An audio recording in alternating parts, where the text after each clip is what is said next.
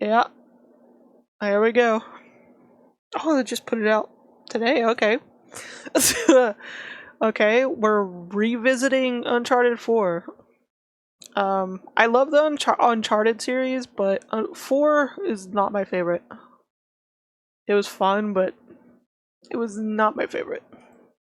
When I first reviewed Uncharted 4 back in 2016, I said, "Do you know that even I am wrong sometimes?" I then proceeded to be wrong about Uncharted 4, and what this proves is that I am actually never wrong. Uncharted 4 is one of the best games ever made. Don't even try to argue otherwise. Remember, I can never be wrong, but back then, I was wrong, and I'm gonna prove it. In my old review, I said Uncharted 4 has the most boring climbing ever. This is more true for the first 3 Uncharted games. In those games, the climbing is very stiff and mostly there so that the player can spend time looking at the pretty graphics. Uncharted 4's climbing is faster and much more satisfying in its presentation.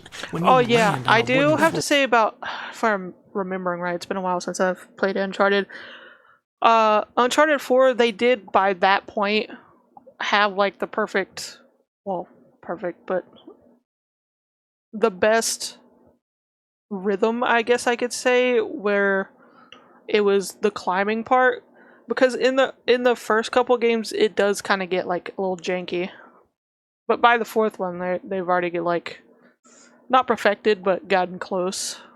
Or you hear the thud reverberate because there's nothing underneath it. Nathan Drake has all these unique animations depending on what he's actually climbing on. I mean, look at this.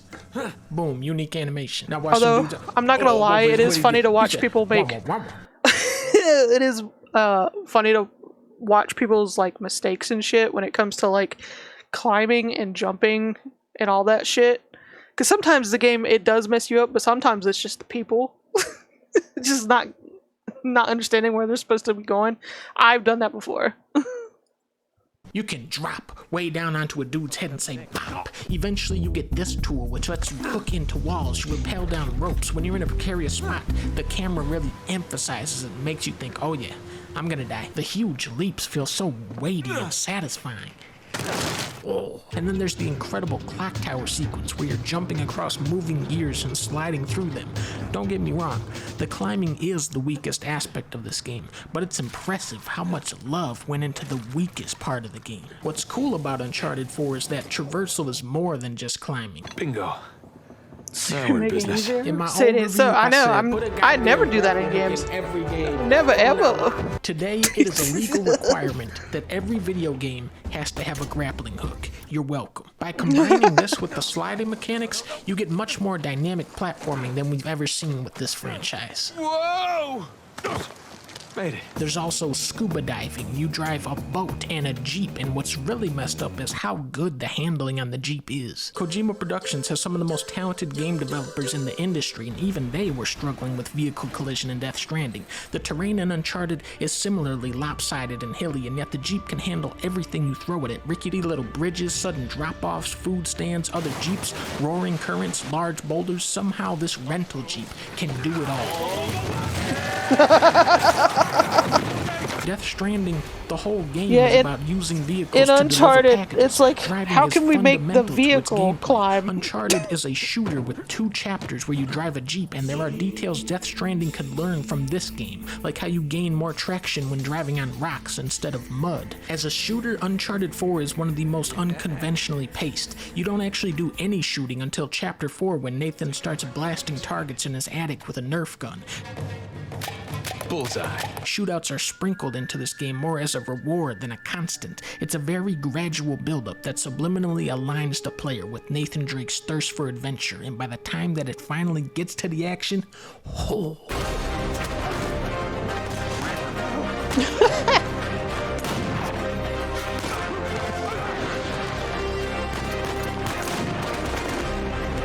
Yeah, the Uncharted games are fucking wild.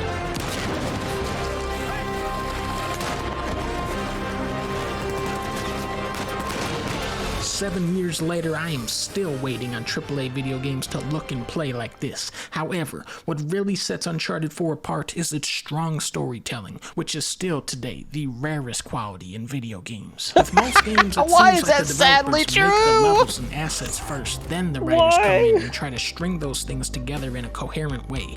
I don't know if that really is how games are written, but it would explain why most games have such stupid, nothing stories. Uncharted 4 feels uncompromised, like the writers came up with the craziest treasure hunt they could imagine, didn't even take into account how the studio would turn that into a video game, and then Naughty Dog actually did. For the first half of the game, every chapter takes place somewhere else. You start in an orphanage, then you're in a prison in Panama, now you're a scuba diver, now you gotta do a heist in Italy, now you gotta find the pirate's tomb in Scotland. Bad news, environment you're, like, designers. The treasure is fucking actually everywhere in in Africa. 4. Well, to be more specific, it's actually in a market town in Madagascar.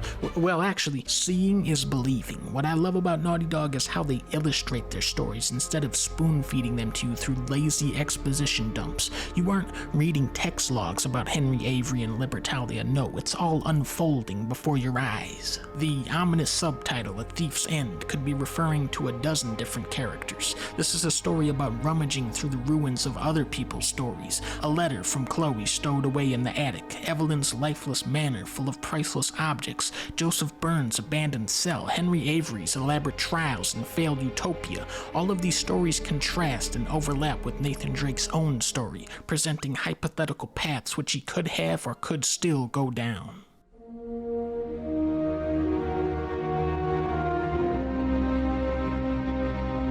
The characters here don't just spout off their deepest inner feelings. Instead, it's on the Man, this actors is making to me want to play the communicate those Uncharted series emotions again. in a I ain't more got time for subtle that. way through facial expressions, body language, and tone. What's magic about this style of storytelling is how it allows each player to come to their own conclusions. The lure of adventure beckons Nathan Drake out of his comfortable life, but just as he accomplishes his goal, the thrill vanishes, reappearing in the dark distance. When Sam unloads this insane story about breaking out of jail with Hector Alright, Alcazar, Yomi. even on my first playthrough, I thought, yeah, this is total bullshit. Don't kill anybody. Nathan knows his brother. He knows it's bullshit, but he wants to believe what he's hearing so much that he doesn't question it. Most people would be pretty envious of the life Nathan has set up. He's got a nice house, a job where he can still dig up treasure, a fridge full of beer, and a beautiful wife that loves Crash Bandicoot. Why?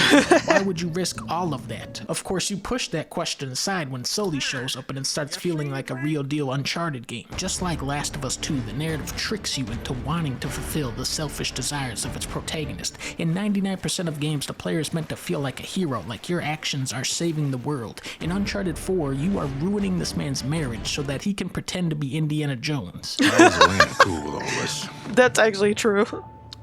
Jesus, kid. Uncharted 4 is masterful in how it sets its character motivations in conflict with each other. In Sam's mind, it's always been him and Nate versus the world since they were kids. Then Sully and Elena took him away. Ironically, this is how we perceive Sam. To us, he's the outsider. He wasn't there for Uncharted 1 where you had to shoot 300 zombies. He wasn't there for Uncharted 2 where you had to fight a Yeti. He wasn't there for Uncharted 3 where you had to go to Subway.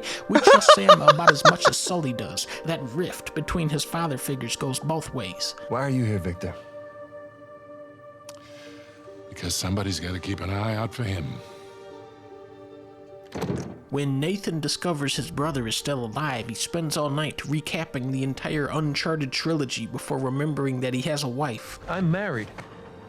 I can't believe Elena from the stories. That's my wife. Sam Drake isn't a villain, but he brings out the worst part of his brother, and it's not until he finally teams up with Elena that Nathan starts stepping out of the shadow of Henry Avery. St. Dismas said, "We receive the due rewards of our deeds." But do we? Did the gullible optimist of Libertalia deserve such a harrowing fate? Does Sam deserve Nate? And does Nate deserve Sully and Elena? Uncharted blurs the past with present in many ways, challenging us to split the difference. One more time, the camera pans out from Crash Bandicoot, which does not have a scoring system, by the way, to reveal Cassandra Drake. This ending, man, dude, this is the most fulfilling, joyous ending I have ever experienced in a video game, and it's one that takes on a whole new context for me, now that me and Leah are having our own daughter. Because this was actually a baby video the whole time. We having a baby, everybody. Oh, congratulations.